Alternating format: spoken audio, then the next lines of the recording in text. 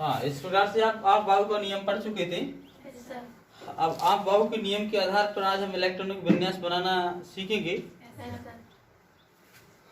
तो इलेक्ट्रॉनिक विन्यास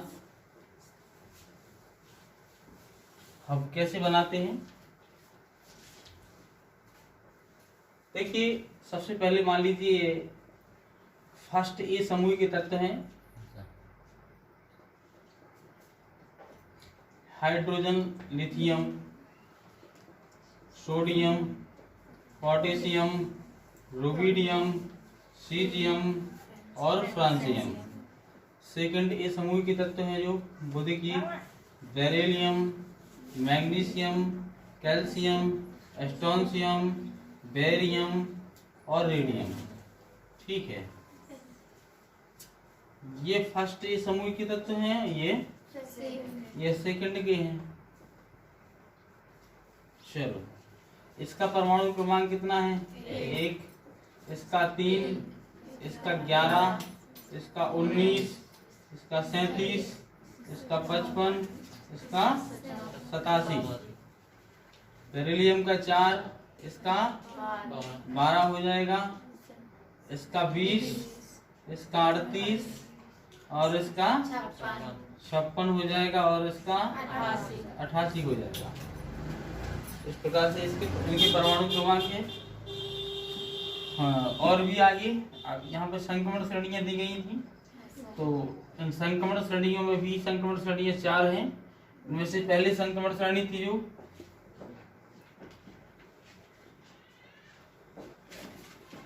4 संक्रमण श्रेणियां हैं, जिनमें से चौथी अपूर्ण है।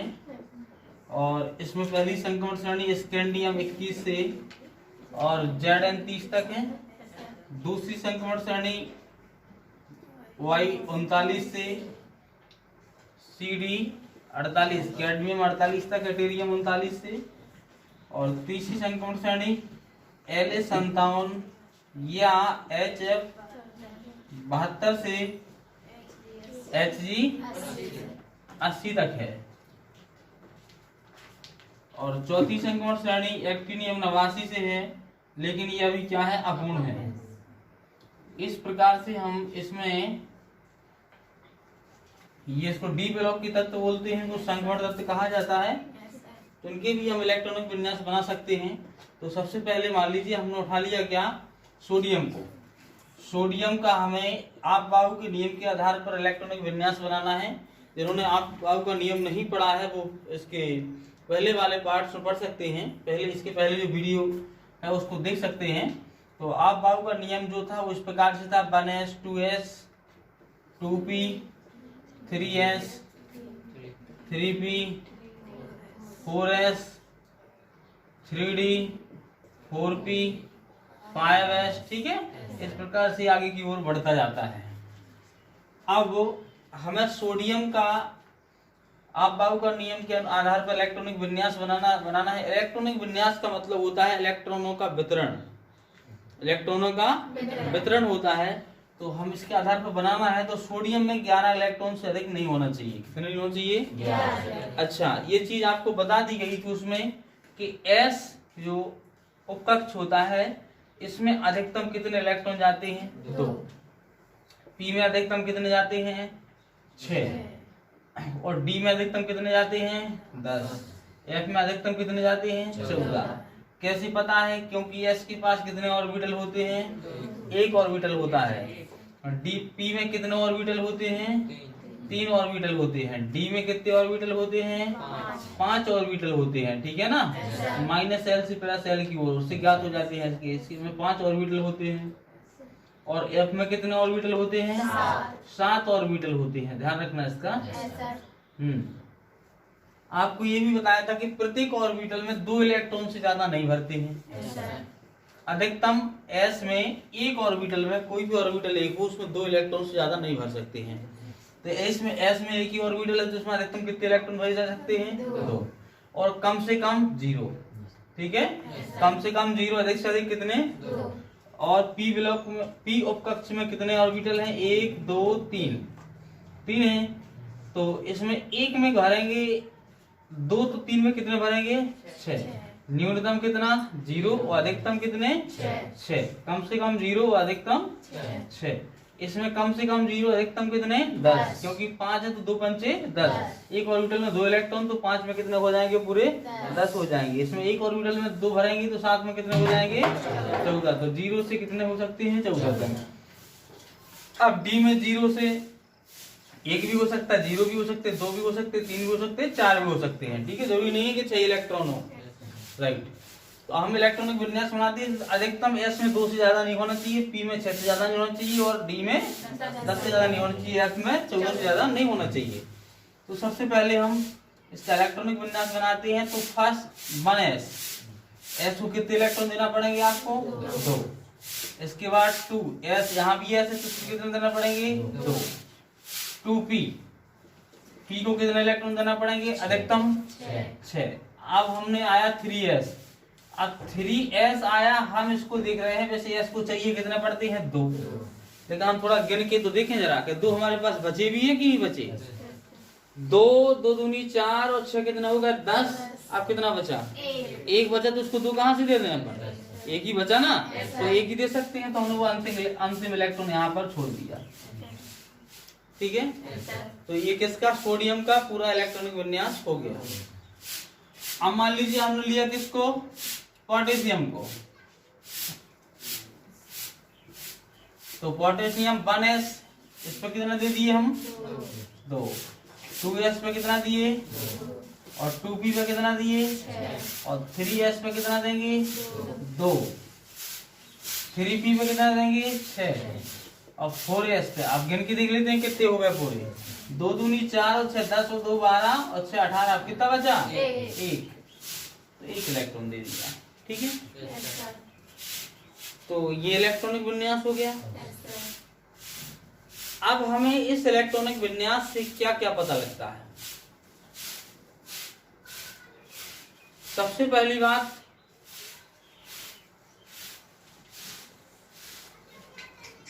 ये किस पर? सोडियम का इलेक्ट्रॉनिक विन्यास बनाने पर अंतिम इलेक्ट्रॉन कहाँ जा रहा है? एस कक्षक में कहीं और? इसका अंतिम इलेक्ट्रॉन कहाँ जा रहा है? ठीक है, तो इससे क्लियर है कि जिसका जिसमें अंतिम इलेक्ट्रॉन जाता है वो उसी ब्लॉक का तत्व होता है। ठीक है ना? सोडियम किस ब्लॉक का है? एस का है ना, है ना? तो इसलिए इसका अंतिम इलेक्ट्रॉन कहाँ गया? पोटेशियम कौन से ब्लॉक का है? तो अंतिम इलेक्ट्रॉन कहाँ गया? तो चेक करते हैं कि ऐसे डी वाले में ऐसा होता है क्या? देखते हैं डी वाले में क्या होता है। स्कैंडियम को उठाया हमने, स्कैंडियम 21 को, तो 1s 2, 2s 2, 1s 2s 2p 6, 3s 2, 3p 6, 4s 2, अब 3d पे आ गया। अब गिनती कर लो पहले। 2 4 6 10 2 12 6 18 2 20 1 बचा ना। अब देखो स्कैंडियम किस ब्लॉक का है? तो क्या अंतिम इलेक्ट्रॉन कहाँ गया? तो कंफर्म है कि जो जिस ब्लॉक का होता है वो अंतिम इलेक्ट्रॉन उसी के कक्ष में आता है। समझ गए ना? ठीक है। अब लेकिन यहाँ पर एक समस्या और होती है। कभी कभी आपसे क्वेश्चन कर लिया जाता है कि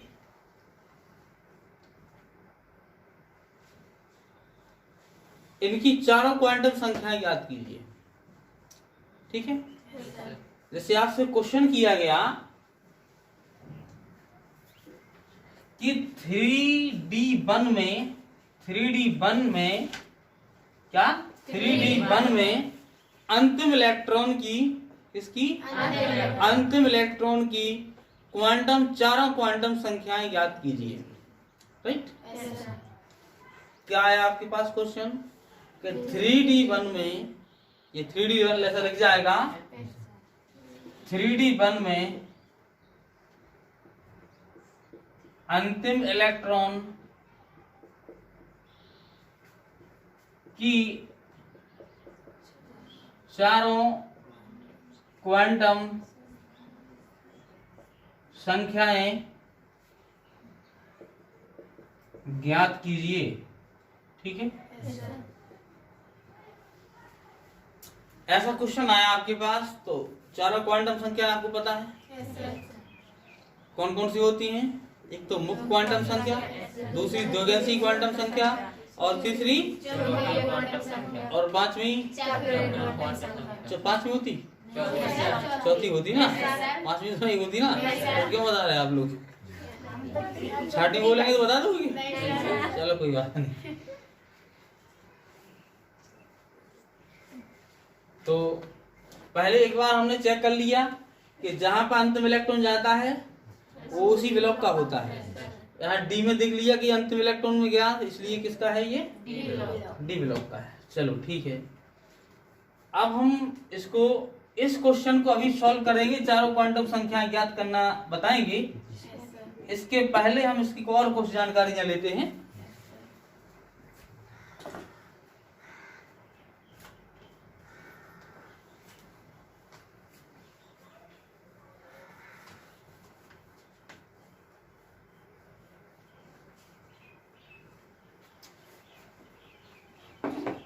देखिए, अब स्कैंडियम के बाद टाइटेनियम, फिर वेनेडियम, फिर क्रोम, स्कैंडियम, टाइटेनियम, वेनेडियम, और फिर आता है क्रोमियम। ठीक है, यहाँ पे क्या होता है? कॉपर 29, फिर होता है क्या? निकेल 28। ठीक है, फिर क्या होता है? कौन?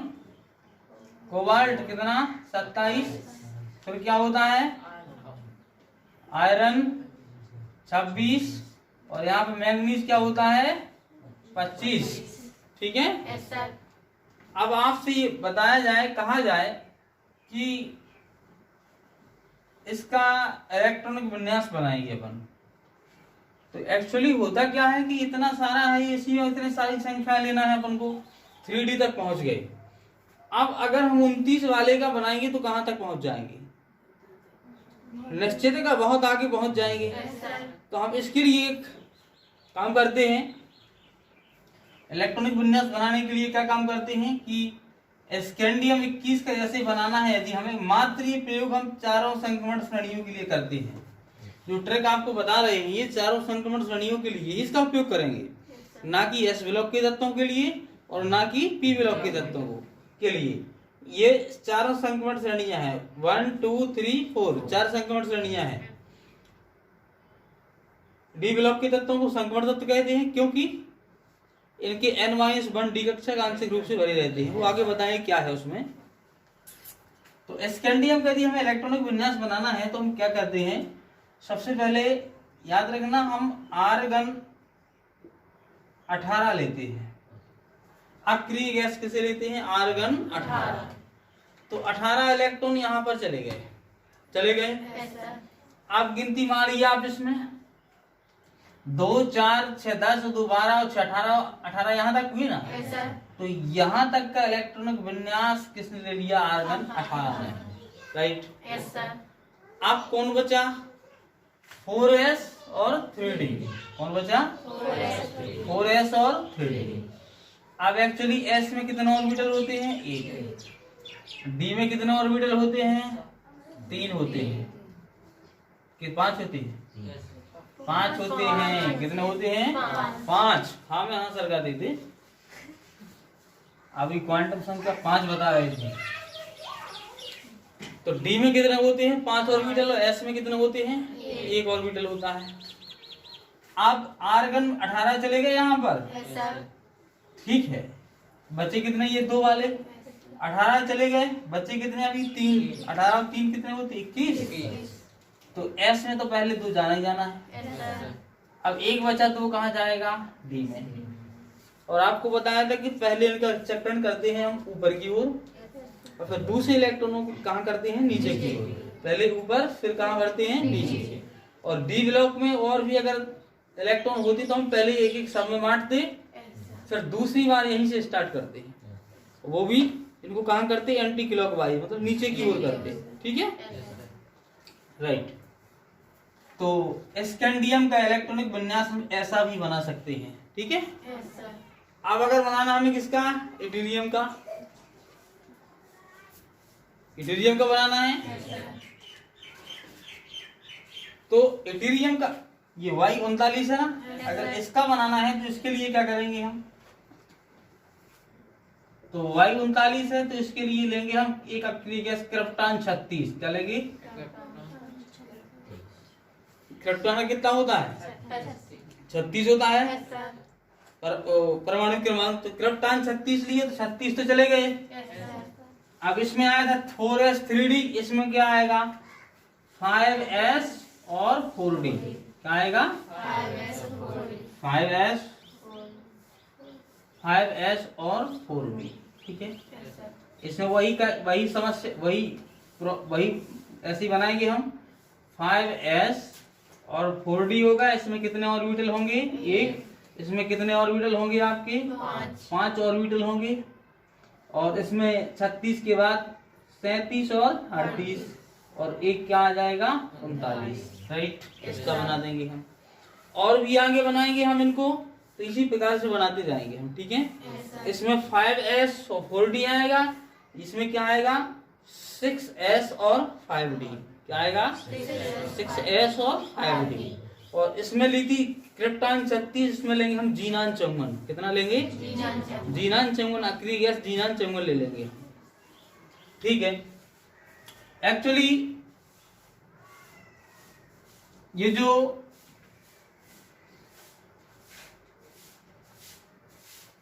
इलेक्ट्रॉनिक विन्यास है हम ऐसा भी बना सकते हैं और उस प्रकार से भी बना सकते हैं। ठीक है, अब यहाँ पर अपना ये 18 इलेक्ट्रॉन बांटने पर कौन आ गया था, आर्गन, और यहाँ पे 4s और 3d बचे थे।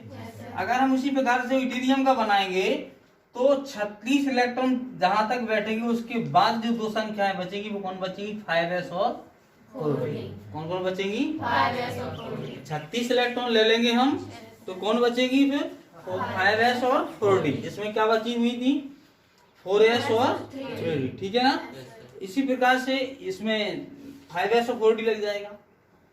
अब हम पी ब्लॉक की तत्वों का इलेक्ट्रॉनिक विन्यास बनाकर देखते हैं।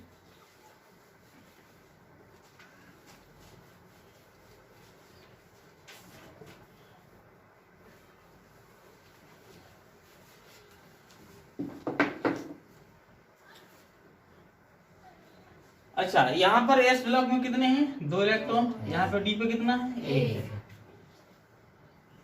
एक्चुअली पहले तो इलेक्ट्रॉन कहाँ जाता है, एस में, और फिर जाता है क्या, 4d में, और डी में जाता है। ऐसा क्यों जाता है, आपको n+l का नियम बताया था हमने, कि जिसमें n+l का मान ज्यादा होगा पहले इलेक्ट्रॉन वहां जाएगा। ठीक है, तो यहाँ पर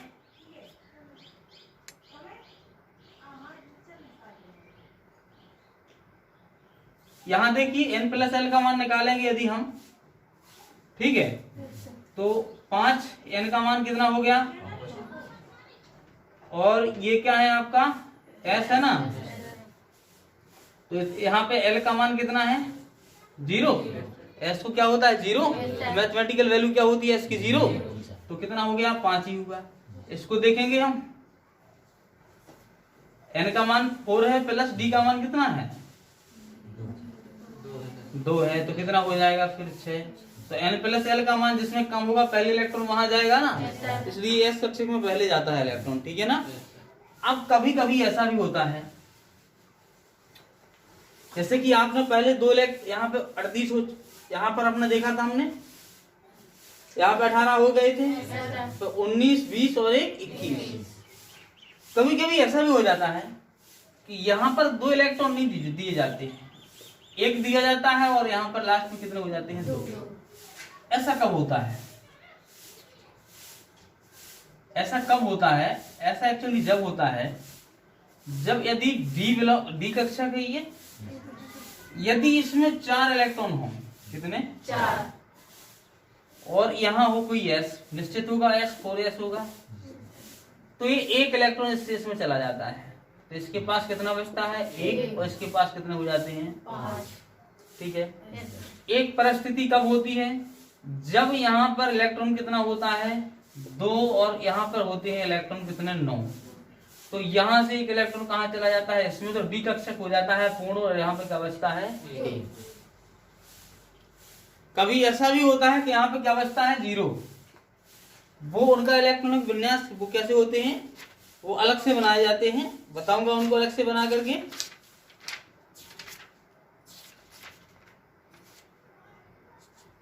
ठीक है।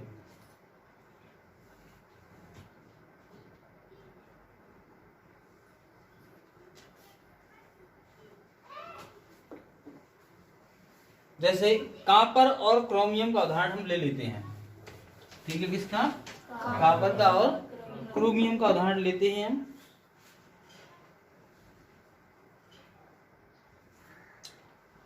तो सबसे पहले क्रोमियम को लेते हैं। क्रोमियम को कितना होता है 24।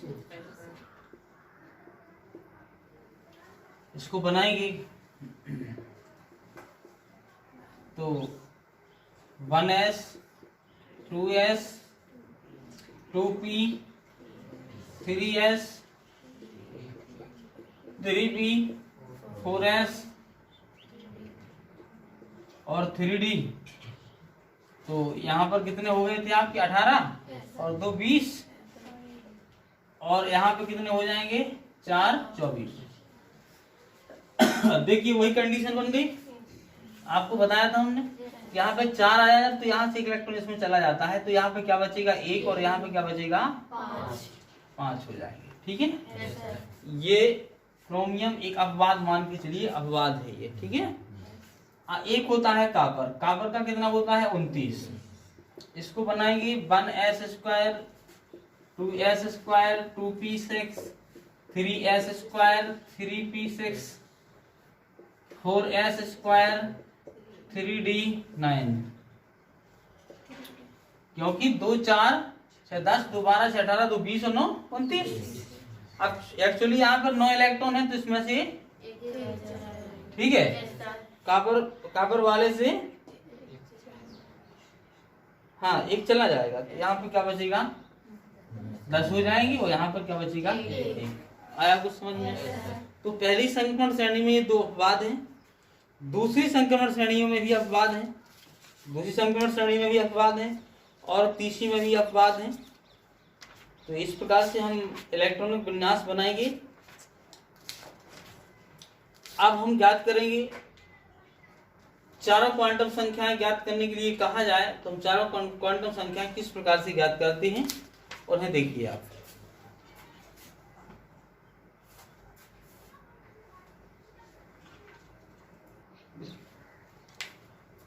तो क्वेश्चन लेते हैं हम।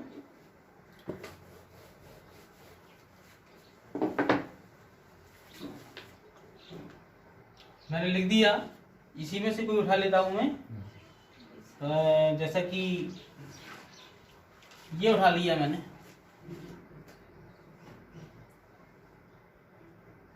इसको ले लूं। 4s स्क्वायर ले लिया हमने। 4s स्क्वायर में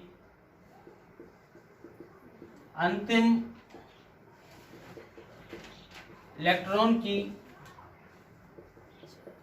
चारों क्वांटम संख्याएं ज्ञात कीजिए।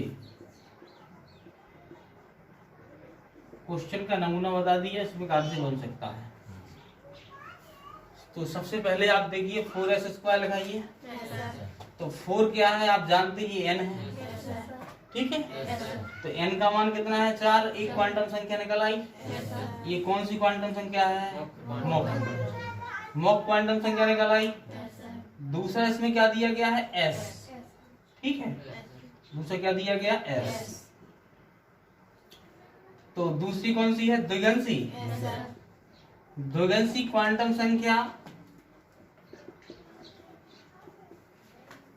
किसके बराबर L प्रदर्शित कर देना। तो L बराबर क्या है S और S की मैथमेटिकल वैल्यू क्या होती है 0। तो दूसरी क्वांटम संख्या क्या आ गई 0। अब इस पे कितने इलेक्ट्रॉन हैं? 2। अब हमें दो और चाहिए। क्या चाहिए? 2 क्वांटम संख्या और चाहिए। कौन कौन चाहिए? एक तो कौन चाहिए हमें? चुंबकीय और चक्रण। ठीक, चुंबकीय चाहिए और हमें चक्रण चाहिए। राइट। तो तीसरी चाहिए चुंबकीय।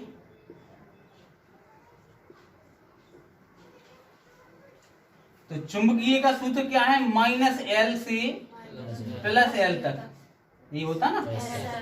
तो इसमें देखो L का मान क्या है? 0। तो L का मान क्या आ गया इसमें? M बराबर क्या आ गया आपका? 0। L का मान कितना है? 0। तो M का मान क्या है? 0। अब 0 का मतलब क्या होता है? वहां पर एक ही इलेक्ट्रॉन बनाना, एक ही ऑर्बिटल बनाना है। क्या बनाना है? एक ही बनाना है ऑर्बिटल। आया कुछ समझ में? 0 का मतलब क्या होता है? आपको कितना ऑर्बिटल बनाना है वहां पे? एक ही बनाना है। सो यहाँ पर क्या हो गया उसका? एक ही ऑर्बिटल है ना? एक ही ऑर्बिटल है, तो इसका मान क्या हो गया? 0। इसका मान भी क्या हो गया? 0। M का क्या हो गया? 0। अब चौथी बात है कौन सी? चक्रण। चक्रण मतलब S।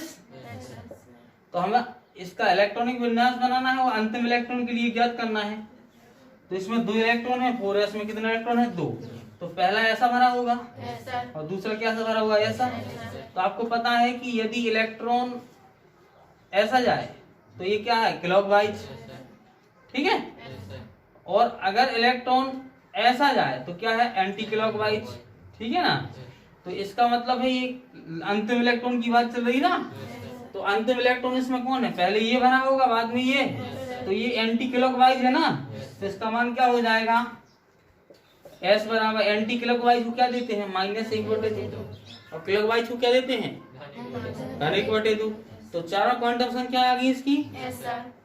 n बराबर 4। मुख्य क्वांटम संख्या, द्विगंशी क्वांटम संख्या 0। चुंबकीय क्वांटम संख्या क्या आ गई आपकी? 0। और स्पिन क्या आ गई आपकी? -1/2। चारों क्वांटम संख्या ज्ञात हो गई। मान लीजिए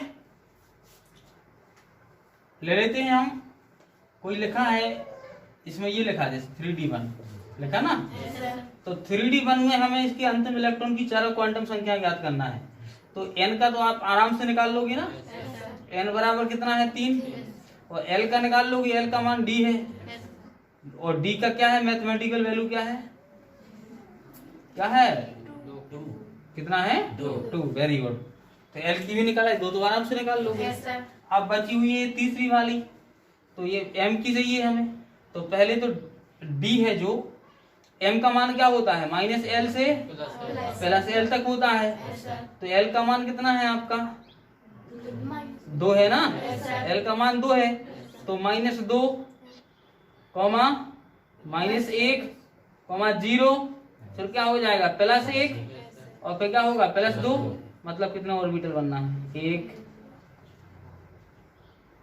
एक ऑर्बिटल, 2 और 3। ठीक है। ऐसे बनेंगे ना। एक माइनस से बनेंगे ऑर्बिटल, फिर कहाँ बनेंगे? प्लस में बनेंगे। बन गए 5 ऑर्बिटल।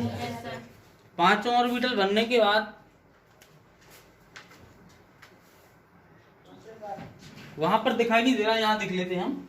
M की वैल्यू क्या होती है? -L से +L3। तो यहाँ पर L का मान कितना है? 2 है।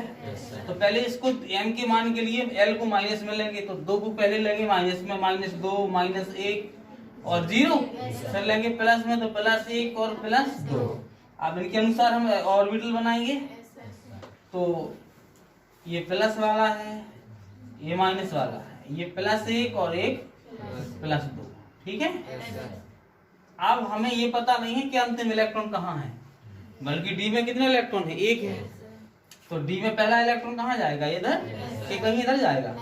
इधर जाएगा ना। तो इसका मतलब इधर गया तो कौन सा मान है? कौन से ऑर्बिटल में है? -2 वाले में। तो m की वैल्यू कितनी होगी? -2 वाले में है ना। ठीक है। अब चाहिए किसकी? s की वैल्यू चाहिए हमें। s की वैल्यू चाहिए, तो s की वैल्यू के लिए क्या करेंगे? इसका घड़ी की दिशा में है कि विपरीत दिशा में है? तो s की वैल्यू +1/2 हो जाएगी।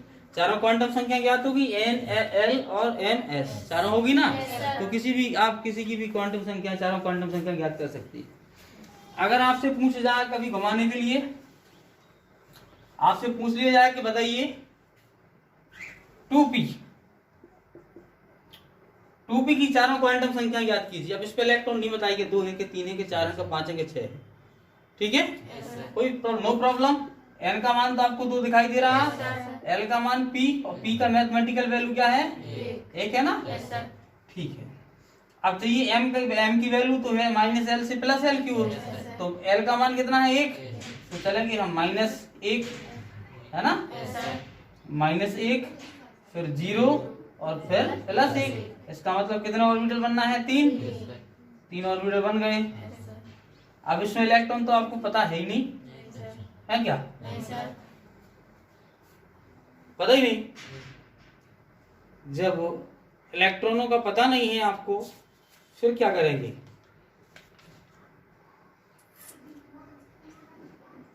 किसका पूछा गया आपसे, 2p का, तो आप क्या करेंगे, देखो हो सकता है इलेक्ट्रॉन इसमें 2 दे दिए जाए या 1 दे दिया जाए, तो आपको m के मान कितने हो सकते प्राप्त, -1 भी, 0 भी और +1 भी। भाई इलेक्ट्रॉन कहीं भी आ सकता है, अब इस पर डिपेंड करता है कि इलेक्ट्रॉन इसमें कितना भरना है, ठीक है।